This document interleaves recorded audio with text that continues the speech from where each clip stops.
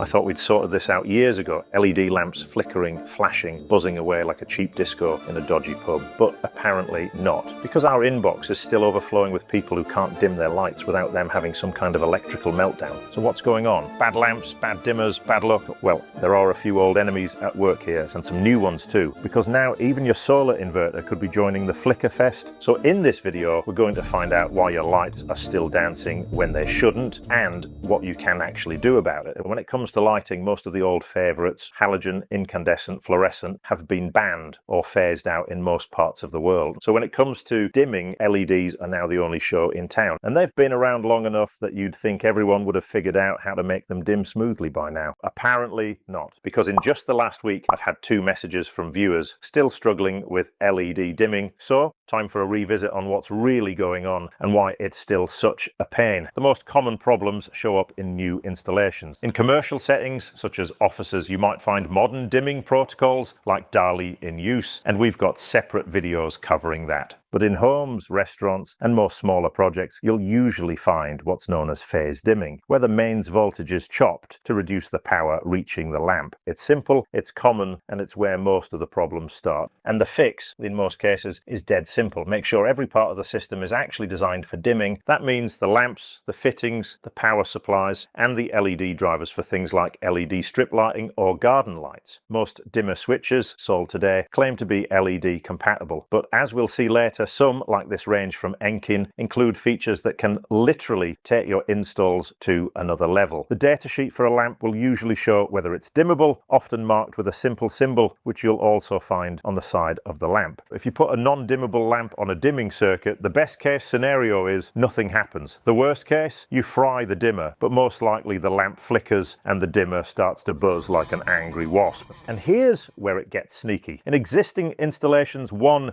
LED fails and someone replaces it with a non-dimmable one by mistake. That single lamp can then cause chaos, not just for itself, but for every other lamp on the circuit. Similarly, if you're swapping out old lamp technology, like halogen, and moving over to LEDs, you might fit proper dimmable lamps and still find they just don't dim properly. That's usually because the old dimmer isn't designed to work with LED loads. It's expecting a chunky halogen, not a low power electronic circuit. In that case, the solution's simple. You need to swap out the dimmer. Then there's the awkward middle ground, the land of so-called compatibility. The LED lamp says it's dimmable, the dimmer says it can handle LED loads, but together they argue like an old married couple. You get flicker at dimmed levels, or they just refuse to go down to a nice low glow. Dimmer manufacturers often build in circuitry to deal with poor quality lamps. Lamp manufacturers meanwhile add their own circuitry to cope with old style dimmers. And when you mix the two, those systems can end up fighting each other. Now, most dimmer brands publish compatibility charts showing which lamps they've tested, and some lamp makers return the favour with lists of dimmers they recommend. But here's the catch: lamp and control gear designs change all the time. So something that worked perfectly last year can suddenly start misbehaving after a quiet redesign inside the lamp. The key here is flexibility. Choose a dimming system that can adapt, not just one that works today, but one that's ready for whatever tomorrow's LEDs throw at it. Let's take a look at this Enkin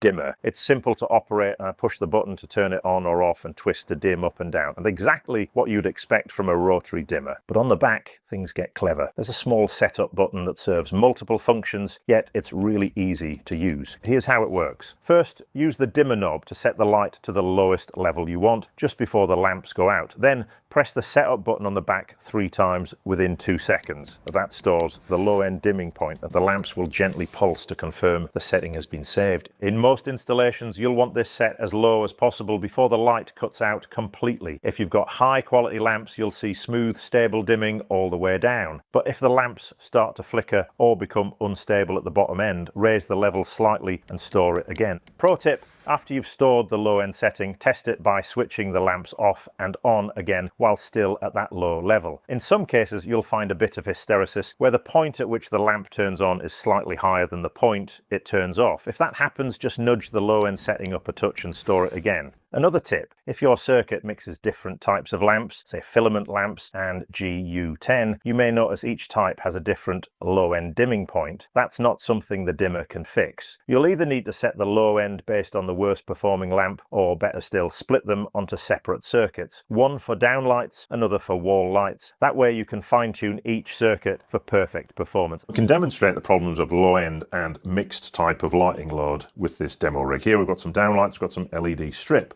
Start to dim the system down, we'll notice that the LED strip goes out first, and at that point the actual LED downlights are still pretty bright. So if we were to set our low end to match the LED downlights to the same point where the strip goes out, the room would still be pretty bright at that point. So that's why it's worth splitting out different loads onto different dimming circuits. And again, we see the same in repeat. Bring the LED downlights on, they come on first, and the strip comes on later. The LED downlights are already pretty bright by the time that happens. It's also possible on the Enkin dimmer to set the high-end light level. So why would you want to do that? Well, there are a few good reasons. Firstly, it's an easy way to save energy by making sure the lights can't be turned up unnecessarily bright. You might also want to limit the maximum brightness to preserve a certain ambience, especially in settings like restaurants or living rooms where too much light can kill the mood. It's also useful when you're replacing older LED lamps with newer, more efficient ones. LED technology has come a long way in the last 5 to 10 years, so a lamp that used to draw 10 watts might now produce the same brightness using only 5. Or if you install a new 10-watt lamp today, you might suddenly find you've got way more light than you bargained for. So whether it's for energy saving or for controlling maximum brightness, being able to set the high-end limit is a very handy feature. To do it, simply set the light to your preferred top brightness level, then press the setup button on the back 5 times within 3 seconds. The lamps will pulse to confirm the high-end setting has been stored.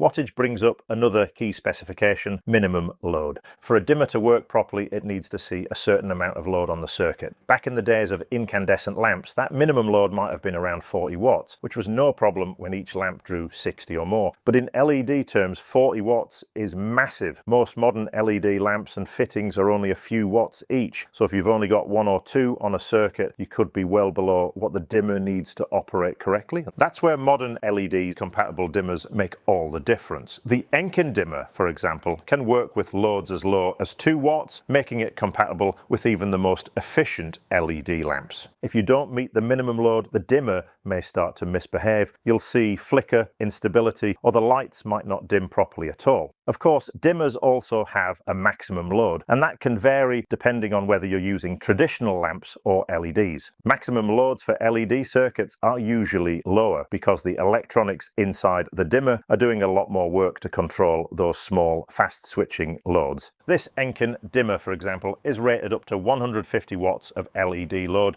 plenty for most installations. But there's another thing to watch out for. If you've got multiple dimmers fitted in the same enclosure or switch plate, they'll all generate heat, and that heat adds up. So in those situations, you may need to derate each dimmer slightly to make sure they stay within their safe operating limits. Of course, if you do make a mistake, these dimmers are fitted with a self-resetting thermal fuse and built-in short-circuit protection, ideal for those moments when the homeowner has had a go at fixing a two-way lighting circuit themselves. One last parameter to be aware of is the dimming mode of operation. Most modern LED lamps are best suited to trailing edge dimming. That's where the dimmer controls the falling edge of the AC waveform. It's smoother, quieter, and generally far better for LED drivers. This Enkin dimmer is set to trailing edge mode by default. But if you need to match older equipment that requires leading edge dimming, and that'll usually be stated in the product instructions, you can switch the operating mode easily. Just press the setup button on the back 9 times within 5 seconds. The lamps will pulse to confirm the mode has changed. It's interesting to note, lots of fittings will say they'll work on both leading and trailing edge, but what we found, and you can hear it on these LED fixtures here, is they're actually noisier when they're a leading edge dimmer. So although you might have the option, actually setting to trailing edge could result in a quieter installation. Great for libraries. I'll leave a link in the description to the full range of Enkin dimmers, including this one, which lets you control the lighting from multiple switch locations within a room. There's also a matching module that looks just like a dimmer, but functions as a regular on-off switch, so you can keep a consistent look across the whole faceplate. I hope I've covered most of the common problems related to LED dimmers. If you've got any additional questions, pop them in the comments. I do read them. And we had an inquiry this week from a viewer who's having problems with their solar system that is off-grid but causes flicker in their LED lighting when the battery's fully charged. I haven't had a chance to fully investigate that one, but if you've experienced it, please drop it in the comments. And if you're wondering why some LED lamps that used to be rated A are now labelled G under the new efficiency rules, I explored that with Gary in the video that's on screen now.